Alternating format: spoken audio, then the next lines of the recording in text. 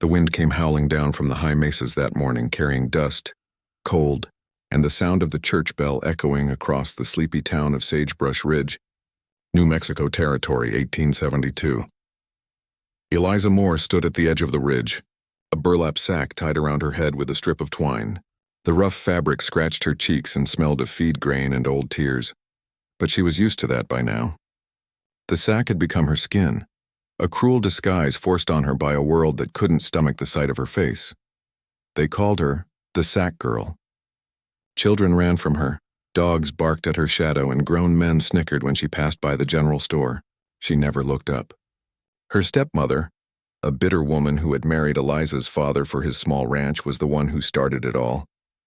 One night after a church social, she'd hissed loud enough for the whole town to hear, "If she must go out, make her wear that sack. No one needs to see that face."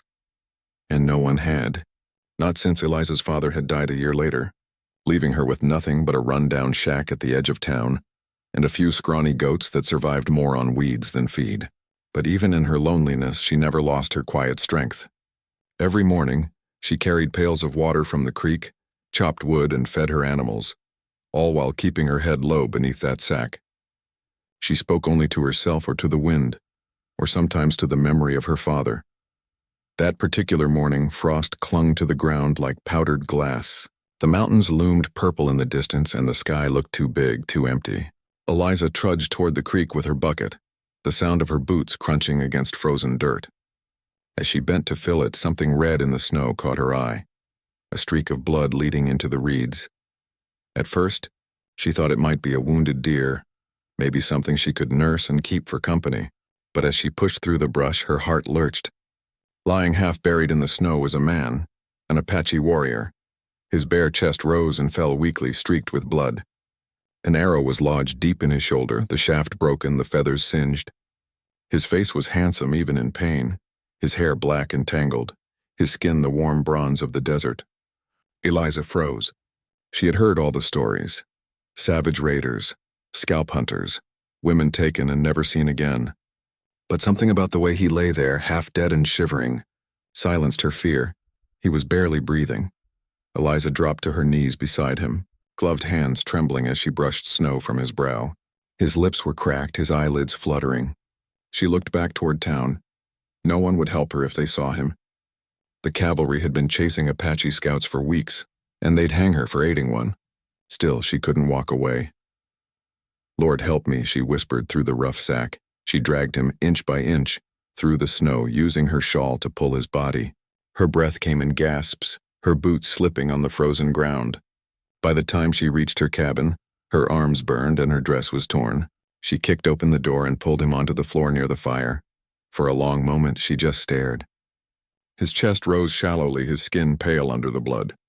She pressed her hand over his wound to stop the bleeding, then ran for her needle, her water, and her courage.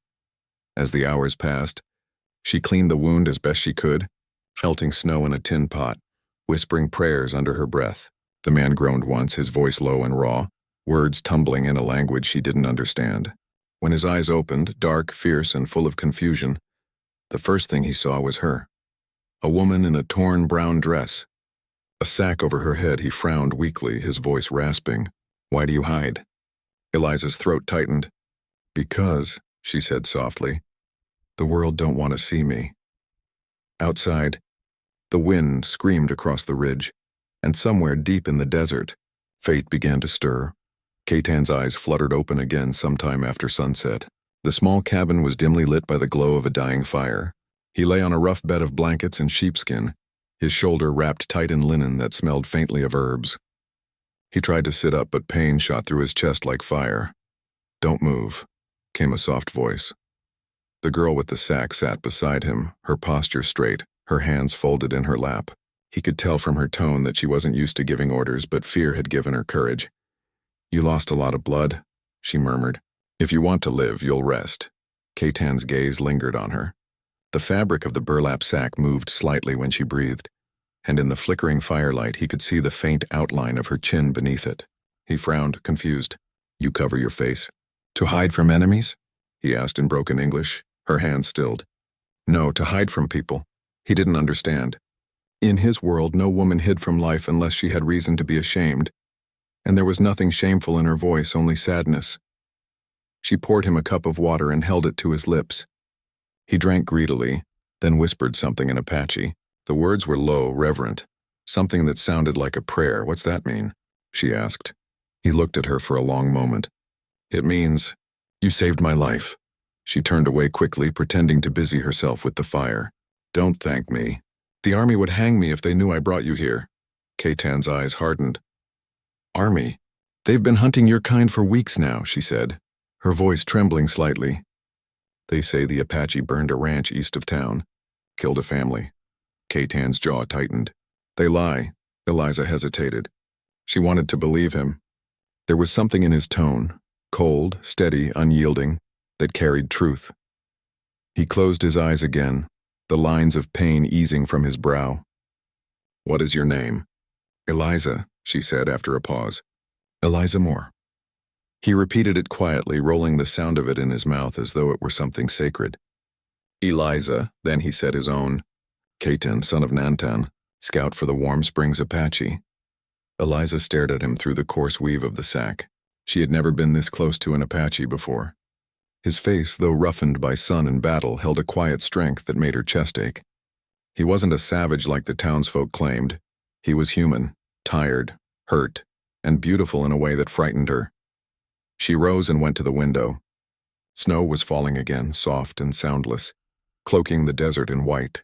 Somewhere far off, a coyote cried. "Why'd they shoot you?" she asked. Ketan opened his eyes halfway. "We were trading near Fort Bayard. Soldiers came without warning. Said we stole horses. My brothers fought. I ran." He touched his wound and winced. "Did not run fast enough." Eliza bit her lip, then spoke softly. "You're safe here. For now." He studied her for a moment, her trembling hands, her nervous stance, and asked quietly, "Why help me?" She didn't answer right away. Instead, she knelt by the fire, poking at it with an iron rod. Sparks flew up, lighting the sack on her head with an orange halo. "Maybe because you looked like you had no one," she said finally. "And I know how that feels." Silence fell between them, thick and fragile. The storm outside grew stronger, rattling the roof. Ketan lay still, his breathing shallow, his mind wandering between fever and dream. Yet every time he drifted near sleep, he heard her humming softly, a tune without words, something that reminded him of water and peace. "Before dawn," he whispered, "you cover beauty like it is sin." Eliza froze. The bucket she was holding slipped from her hands and clattered to the floor. "What did you say?" But Ketan didn't answer. His eyes had closed again, lost to sleep. Eliza stood there, her heart pounding beneath the sack. No one, not in all her years of mockery and shame, had ever used the word beauty anywhere near her. She sat back by the fire, looking at him in the dim light, at the man fate had dropped into her lonely world. She told herself it was foolish to care. He was Apache. She was nothing but the sack girl. But deep down, beneath the burlap and scars, something she'd long buried began to stir, something dangerously close to hope. The nights in Sagebrush Ridge were long and bitterly cold, but inside the little cabin, the fire cast a soft, golden glow across rough wooden walls. Outside, the wind rattled the shutters, carrying whispers of snow and distant coyotes. Inside, Eliza Moore sat on a worn rug beside Ketan, the Apache warrior whose life she had saved. He was resting now, though his breathing remained shallow. The wound in his shoulder throbbed with every heartbeat, and fever made his skin flush hot against the cold night. Eliza worked quietly, tending to his bandages, retying the linen strips whenever they loosened. Her hands were steady, precise, but her mind was a whirlwind. She had never touched a man like this before. Not with such closeness, not with such vulnerability. "You hum," Ketan murmured from the bed, his voice thick with sleep. Eliza paused, startled. It helps me think," she said softly. "You hum for yourself or for me?" She blushed beneath the sack, shifting her gaze to the floor. "Maybe a little for both." He closed his eyes, but the corner of his mouth lifted slightly. "Your voice, it is gentle." Eliza's fingers trembled as she adjusted his bandage again. The gentle words felt foreign, almost forbidden. Men in town had never spoken to her with kindness. They had mocked, laughed, and avoided her as if she were a disease. Yet this man, this Apache whose life now rested in her hands, spoke with a respect she had never known. Hours passed. The storm outside deepened, lightning flashing across the jagged ridges, illuminating the cabin in stark white bursts. In the intermittent darkness, Caton spoke softly, sharing fragments of his life in broken English. He spoke of the desert, of the mesas and canyons, of the bloodshed that had taken his family.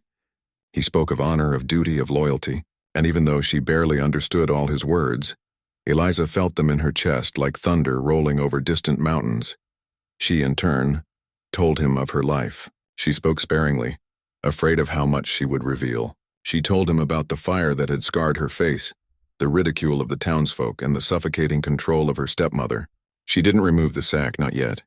The words themselves were enough to bare her soul. "You cover yourself," Caton said finally, his voice husky. "Why?" Eliza's hands froze. "Because people don't see me as I am. They see what they want to see or what they are afraid of." He studied her quietly. The firelight played across his face, highlighting the sharp planes of his cheekbones and the dark intensity of his eyes. "The world is blind," he said, low and certain. "They cannot see what is real." Her heart tightened. Nobody had ever spoken this way to her before. Nobody had ever seen her at all. Not really, and yet here in this cabin with a wounded Apache warrior, she felt exposed in a way that was both terrifying and exhilarating. Caton shifted, wincing. Eliza leaned closer to adjust his blankets, brushing her sleeve against his arm. He didn't pull away. Instead, his hand twitched slightly as if he longed to reach for hers but didn't dare. "You saved me," he whispered again, voice hoarse but sincere. "And yet, you hide." She looked at him, tears threatening to spill. "It's easier this way," she said. "Easier to be invisible than to be mocked." A silence fell over the room, heavy with unspoken words. Outside, the storm raged, but inside, the quiet between them spoke louder than the wind. Caton's eyes met hers, full of curiosity, respect, and something she didn't yet understand. The hint of a bond forming between two lonely souls. As the fire died to embers, he murmured something in Apache. Eliza didn't understand the words, but the tone carried meaning, gratitude, awe, recognition. She smiled faintly beneath the sack, feeling warmth in her chest for the first time in years. For the first time, she wasn't the girl the town called ugly. She was the girl who had saved a life, the girl who had been seen, really seen in a world that had refused to notice her. And somewhere deep inside, she realized that this stranger, this Apache warrior, might just be the one to change everything. The first gray light of dawn seeped through the cracks in the cabin walls, dusting the floor with pale gold.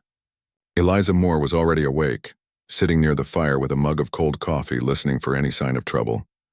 Caton's breathing was steady now, but he was still too weak to move much on his own. Outside, the wind had calmed, leaving an eerie quiet that pressed against the cabin walls like a warning. It was that silence that made her uneasy. Weeks of life on the outskirts of Sagebrush Ridge had taught her one thing. Peace was a fragile thing in a town like this.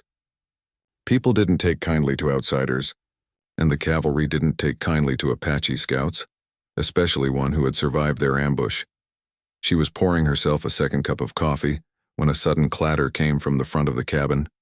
Her heart leapt. Footsteps, heavy and purposeful, echoed across the frozen ground. She froze, realizing instantly what it meant. Soldiers. A cavalry patrol. Searching. Caton stirred weakly, groaning in pain. "They'd come?" he asked, voice rough. "They're here," Eliza said softly, her fingers trembling as she reached for the gun she kept hidden beneath a loose floorboard. It was a small pistol, almost too small to defend anyone, but it was all she had. The sound of horses approached through the snow, muffled by the drifting flakes.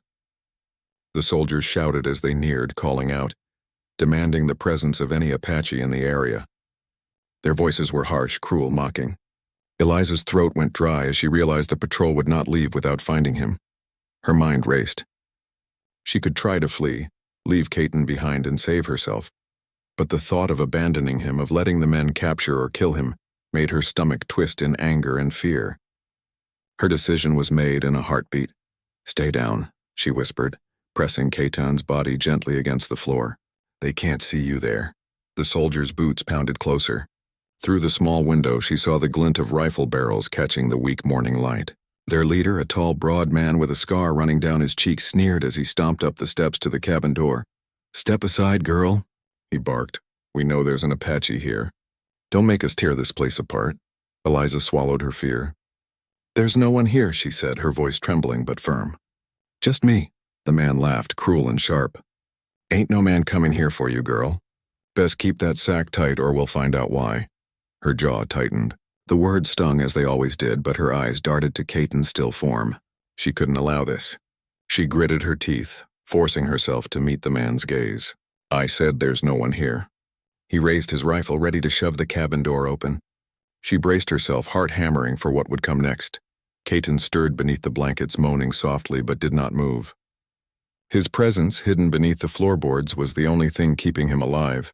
Outside, the soldiers cursed and threatened. But Eliza refused to give them the satisfaction of seeing her panic. Finally, the patrol rode off, convinced, and for the moment, that the cabin held nothing of interest. Their boots and hooves faded into the distance, leaving a silence more frightening than their voices. Eliza sank to the floor, shivering with a mix of relief and fear. She crawled to Caton and gently shook his shoulder. "You're safe, for now," she whispered. He opened his eyes, looking up at her through the dim morning light. "They see with rotten eyes," he said, his voice low, fierce, and full of unspoken fury. Eliza felt a shiver run through her. He was right. The world outside would never understand them, never accept them, but inside this little cabin, for now, they had something no one could take away: trust, survival, and a fragile connection born in the snow and fear. She knelt beside him, brushing her fingers over his forehead, and for the first time since the sack had covered her face, she let herself hope that maybe, just maybe, she had not only saved a life but had started to find her own. The wind outside whispered through the broken shutters, carrying with it the promise of storms yet to come. The storm had returned with a vengeance, roaring across the ridge as night fell over Sagebrush Ridge. Snow whipped against the cabin walls, rattling the windows and howling like a pack of wolves. Inside, the fire struggled to keep the room warm, casting long, flickering shadows across the wooden walls. Eliza sat near Caton, whose breathing was still uneven, the fever in his veins refusing to let him rest completely. She was adjusting his bandages again, careful not to disturb the arrow lodged deep in his shoulder, when a sudden gust of wind tore through a gap in the roof. The cabin groaned and a clump of snow fell onto the floor near her feet. Eliza jumped, clutching the burlap sack over her head instinctively. "Easy," Caton murmured, his voice hoarse. "Storm, only storm," but the wind had other plans. It caught the edge of her sack, tugging it loose from the tie at the back of her head. She gasped as it slipped downward, threatening to reveal her face. She tried to grab it, but the gust was too strong, and the sack tumbled to the floor, exposing her features for the first time in years. Caton froze. His dark eyes widened as he took in her face. The scars on her cheeks and forehead told the story of a childhood fire, and yet, despite them, there was a softness to her expression, a quiet strength that shone even in the dim light of the fire. Her green eyes, bright and clear, met his for the first time unhidden. "Eliza," he breathed, barely able to speak. Her heart pounded in her chest. "You'd see me now," she whispered, her voice trembling. She turned slightly, afraid of his reaction. "You may regret it." But Caton did not move away. He did not recoil. Instead, he reached out slowly, hesitating only for a moment before placing his hand gently on her cheek. His thumb brushed over the scar there, and his eyes softened. "You were never ugly," he said, his voice low and filled with awe. They lied. Tears sprang to her eyes, and she tried to look away, ashamed of the vulnerability she had carried for so long. "All my life. They said I was too ugly to be loved, too hideous to marry. They said no one would ever want me." Caton shook his head slowly, the firelight catching the sharp lines of his face. "Beauty is not what they see," he said. "It is what they cannot take." "And your beauty? It is not in your face, but in your hands, your heart, your courage. You saved me, Eliza, you gave me life. That is more than any face can ever be." Her chest swelled with emotion, a mixture of relief, pride, and disbelief. For the first time, someone had seen her. Not the scars, not the mockery, but the real her. And this man, fierce and proud, had recognized it. Caton's hand lingered on her cheek, his eyes studying her as if memorizing every line and shadow. "I thought I had seen much in my life," he said softly. "But nothing prepared me for you." Eliza's lips trembled, and she allowed herself to lean into his touch. For so long she had lived hidden, silent, unseen, and now in the glow of the fire and the roar of the storm she felt seen, truly seen. The wind howled outside, rattling the cabin walls, but inside there was a calm. Two souls, lost and battered by a world that refused to understand them, had found each other, and for the first time in years Eliza did not fear what the world thought of her. She only feared losing this moment, this man who had made her believe in her own worth. Caton spoke again, his voice a low growl of certainty. "No one will mock you again. No one will hide you again. You are mine to protect, as I am yours to trust." She nodded, tears streaming freely now, a mixture of joy and disbelief. The sack lay crumpled on the floor, useless and powerless, and in that small, storm-battered cabin, something unspoken passed between them, a promise, a bond, a spark that neither snow nor soldier nor prejudice could ever extinguish. Eliza Moore, the girl they had called too ugly to marry, had finally been seen, and Caton, the Apache warrior, had finally found a heart worth guarding. The cabin had quieted after the storm, leaving only the soft crackle of the dying fire. Outside, the snow lay thick and unbroken, reflecting the pale morning light that filtered through the cabin's small window. Caton sat up, his shoulder still aching but his spirit stronger. Eliza moved beside him, brushing the hair from his forehead with gentle, careful fingers. "Stay," he said suddenly, his voice low and commanding in a way that made her heart skip. "Do not hide from me again." Eliza's hands froze. She had spent years hiding, shielding herself from ridicule and cruelty, from the jeers of the townsfolk, from the gaze of men who couldn't see past the scars on her face. Yet now before him she felt no shame, only a strange, intoxicating freedom.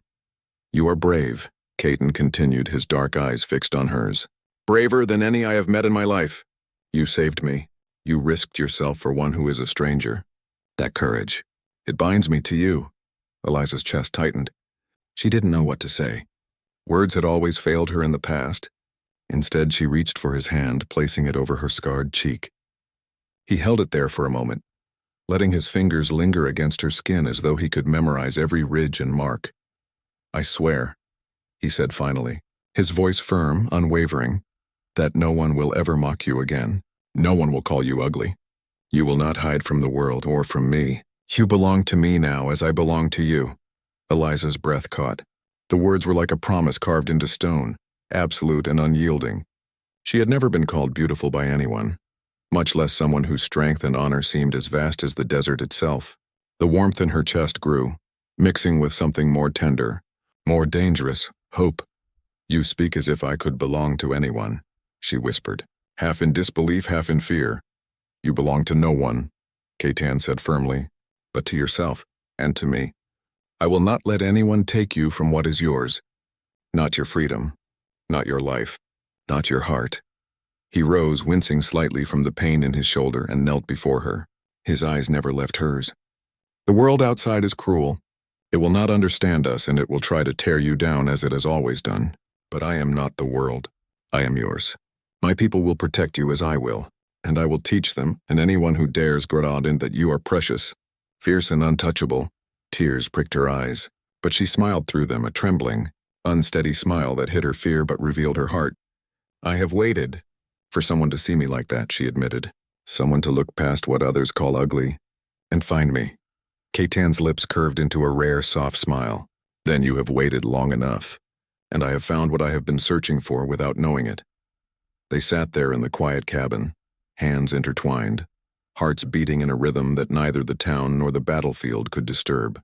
Outside, the snow sparkled under the early sun, as though the world itself recognized the vow that had just been made. Caton spoke again, his voice low, reverent, almost like a prayer. "When the moon turns full, I will ride beyond the mountains.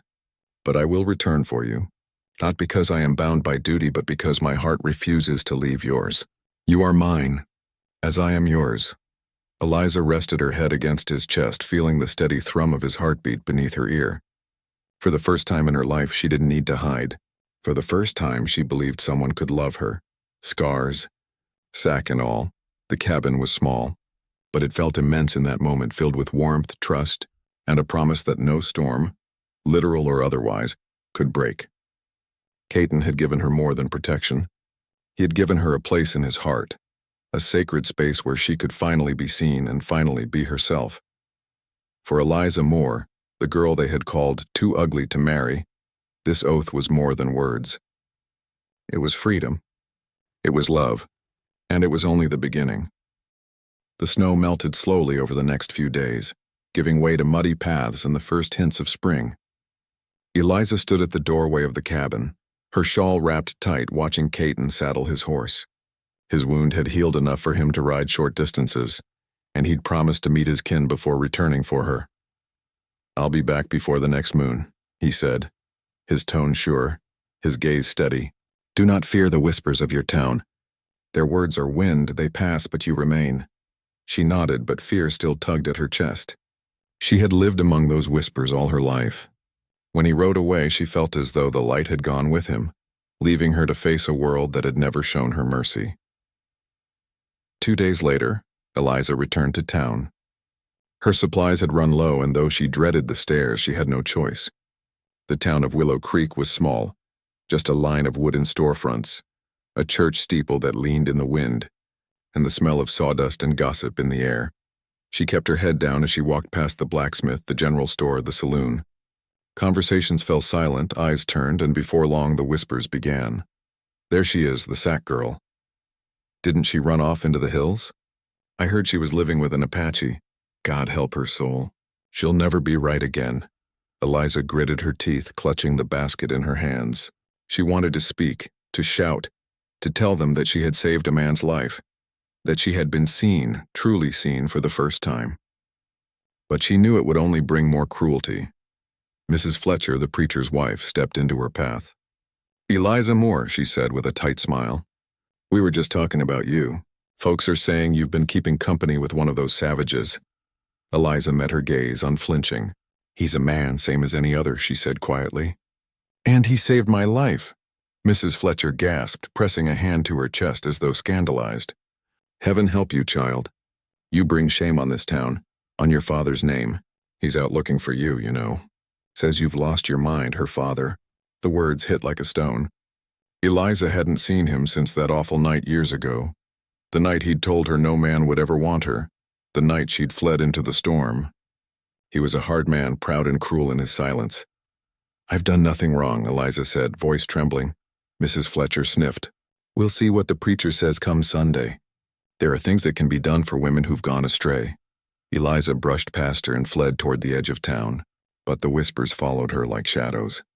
By the time she reached her small family cabin on the outskirts, she could already see her father standing on the porch, broad-shouldered, gray-haired, his rifle propped against the wall. He didn't smile when he saw her. He didn't even call her name. "So it's true," he said, his voice gravelly and cold. "You've been with one of them." Eliza's throat tightened. "He's not what you think. He's kind, and he saved me when—" "I don't want to hear it," he roared, slamming his fist against the porch rail. "You're an embarrassment to this family, Eliza. You always were. Hiding behind that sack, now running off with an Apache, you bring shame on us all." Tears welled in her eyes, but she stood her ground. "You never saw me, Father." "Not really. You saw what you wanted to, your disappointment, your failure. But I'm not ashamed of who I am anymore." His eyes narrowed. "You've lost your mind." "No," she whispered. "I've just found my heart." And as she turned away, the sound of her father's rifle being lifted made her freeze. The air grew still, heavy with something far more dangerous than words. In that moment, Eliza realized the cruelty of the town was one thing, but the cruelty of blood could cut far deeper. Eliza's breath came in shallow bursts, her heart hammering as her father's shadow loomed across the porch, rifle raised. The cold morning air stung her face, and the snow crunched beneath her boots as she stepped back, but her eyes never left his. "You don't understand," she said, her voice trembling yet firm. "He's not your enemy." Her father's grip tightened on the rifle. "Don't speak another word, girl. You'll learn your place before the day is done." She swallowed, fear coiling like a snake in her stomach. She knew reasoning with him would do nothing. But before he could level the weapon fully, a sound split the morning, the high, clear war cry of the Apache. Eliza's eyes snapped to the horizon. Dust and snow swirled together, kicked up by a dozen riders galloping across the ridge. Their horses' hooves pounded like thunder, shaking the earth beneath her feet. Katan led the charge, mounted tall and proud, his dark eyes blazing with intensity. War paint streaked his face, a mix of red and black, marking him as both protector and warrior. His cloak fluttered behind him in the wind, and the sun caught the steel of his knife and spear, making them gleam like lightning. Her father's jaw went slack. "Apache," he muttered, a note of fear creeping into his voice. Katan rode straight toward the cabin, his gaze locking on Eliza. He dismounted in one fluid motion, his boots landing in the snow.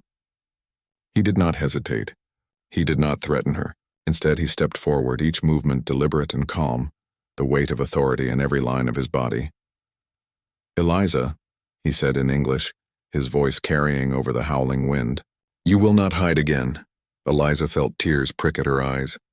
The man she had tended, the warrior she had saved, now stood before her like a living storm, fierce, protective, and utterly devoted. She wanted to run into his arms, to be enveloped in the strength she had trusted and come to rely on. Her father raised his rifle again, but the sound of Katan's people surrounding the town square froze him in place. 10 men, 10 rifles, 10 eyes burning with the knowledge of what his daughter meant to their chief. They did not threaten her, but their presence was a warning. No harm would come to her. Katan stepped closer, lifting his chin and speaking loud enough for the townsfolk to hear. "You called her ugly, you mocked her, you said no man would ever want her. Yet here she stands, and she is mine to protect. Anyone who dares challenge that will answer to me." The townsfolk froze, their whispers dying in the cold morning air. The blacksmith dropped his hammer. The general store clerk went pale, and Mrs. Fletcher's lips parted in shock. Eliza's stepmother covered her mouth, her face pale. Her father lowered the rifle slowly. Shame and fear etched deep into the lines of his face. He realized at last that the girl he had scorned, the girl he had called ugly, was no longer powerless. No longer alone, Katan extended his hand to Eliza. "Come," he said simply. "You belong with me beyond the mountains where no one can ever harm you or question your worth." She didn't hesitate. Her fingers found his, warm and strong, and she allowed herself to be pulled from the porch. Her father's eyes followed them, filled with a mixture of grief, awe, and a dawning understanding that his cruelty had been powerless against the love that had chosen her. The snow swirled around them as they rode through the town, the Apache warriors flanking their path. The whispers of mockery were gone, replaced by stunned silence. For the first time, Eliza Moore walked among people who could see her, really see her, and it didn't matter what they thought. Katan's hand never left hers, and as they disappeared over the ridge, the wind seemed to carry his words across the town.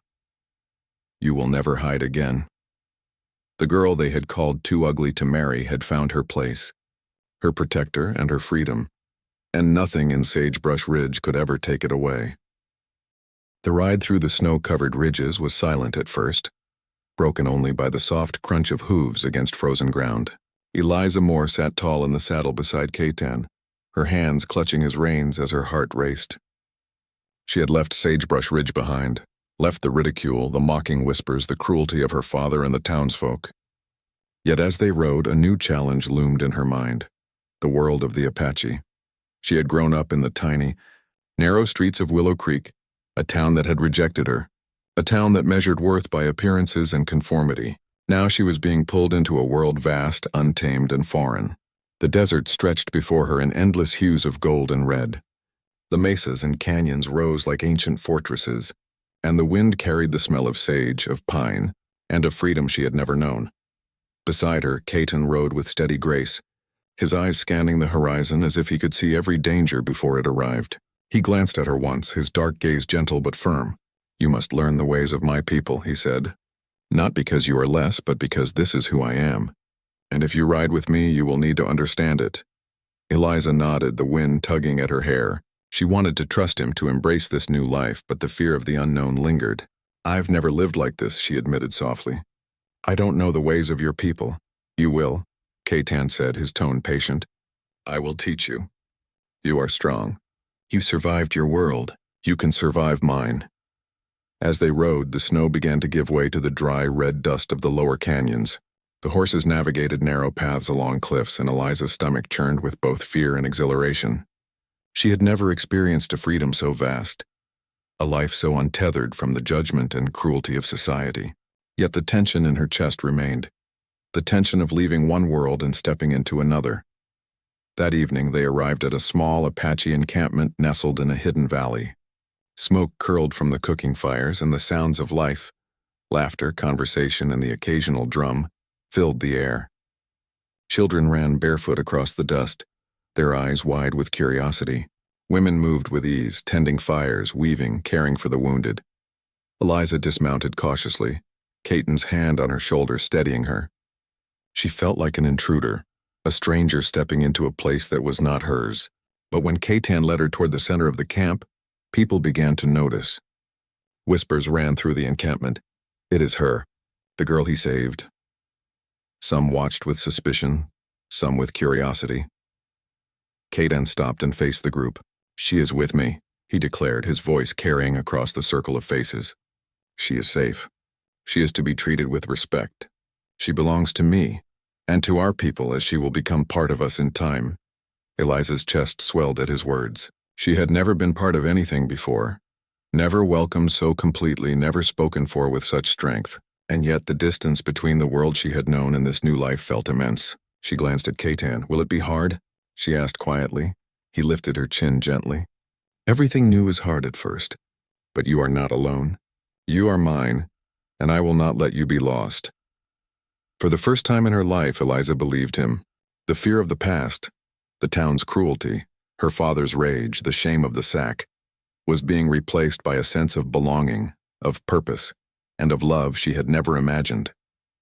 She realized that life was no longer about surviving judgment. It was about choosing trust, embracing danger, and daring to live freely. As night fell and stars blanketed the desert sky, Eliza sat by the fire with Caton. The warmth of the flames mirrored the warmth in her chest. She had crossed a threshold, leaving behind one world and stepping fully into another, a world where she was seen, where she was valued, and where, for the first time, her heart had found a home. And in that home, beside the warrior who had stopped her heart with a single glance, she finally understood what it meant to belong.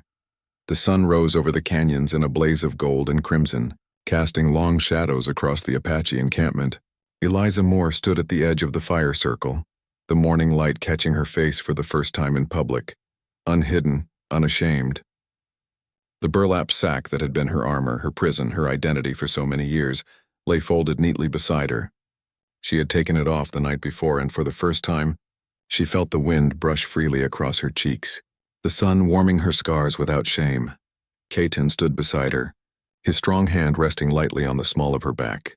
His eyes, dark and steady, met hers, and she felt the same rush of emotion she had felt the first time the sack had fallen, the same awe and wonder. But now it was different. She was no longer hiding, no longer vulnerable to the cruel world she had left behind. The camp was alive around them. Children ran between the tents, women tended fires and wove baskets, and warriors prepared their horses for the day's ride. And yet, all eyes turned toward Eliza, not with judgment or curiosity, but with recognition. She was no longer the girl they had whispered about in Willow Creek. She was the woman who had saved a warrior's life, who had braved the storm, who had claimed her own place in the world. Caton stepped closer, his voice low and intimate. "No more hiding," he said. "You are seen now by me, by my people, and by yourself. You are free." Eliza's lips trembled. She had spent so long believing she was too ugly, too weak, too insignificant to matter.